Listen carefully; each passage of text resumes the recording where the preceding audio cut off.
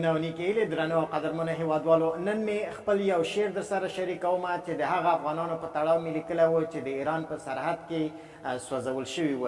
د شعر عنوان ده تنده.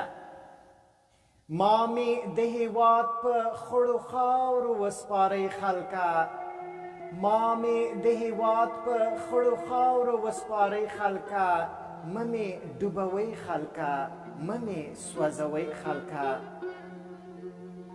لږې اوبه راکړئ چې له تندې نه مړ کېږمه، لږې اوبه راکړئ چې له تندې نه مړ کېږمه.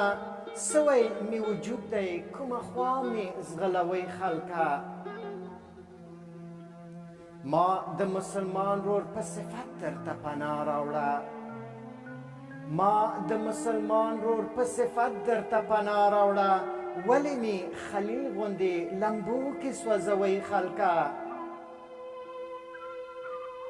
او دا مغرور تندی مې د سجدو لپاره نه دی جوړ، دا مغرور تندی مې د سجدو لپاره نه دی جوړ.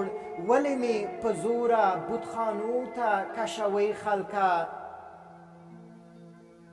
شرنګ د احمدشاه بابا د تورې یې هیر شوی دی، شرنګ د احمدشاه بابا د تورې یې هیر شوی دی. توره د بابا مو یو ځل بیا وشرنګوئ خلکه. او پام کوه عارفه چې یوازې مو ونه بولي،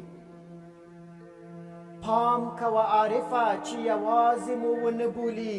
خپل ملت ته وایه زلزلې پرې جوړوئ خلکه، خپل ملت ته وایه زلزلې پرې جوړوئ خلکه.